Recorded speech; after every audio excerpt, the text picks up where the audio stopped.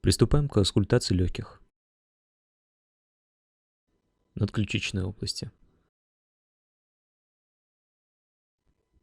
Подключичные области. Точка аускультации в области еремной ямки. Ямки Маренгейма.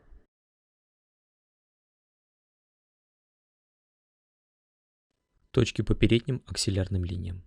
Справа выслушивается средняя доля правого легкого, слева верхняя доля левого легкого. Все это на уровне пятого межреберья. В надключичных областях выслушивается верхняя доля обоих легких, как и в подключичных точках и в ямках Маренгейма. В еремной ямке в норме выслушивается физиологическое бронхиальное дыхание.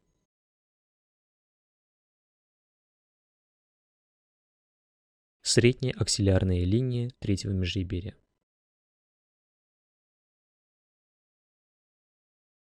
Четвертого межреберья.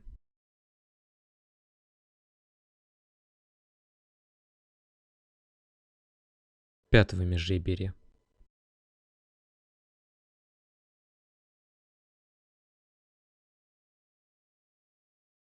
Надостные области.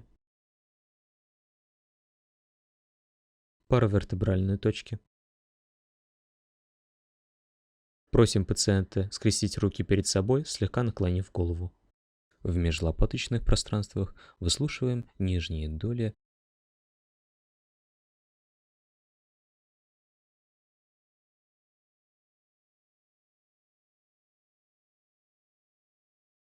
подлопаточные точки.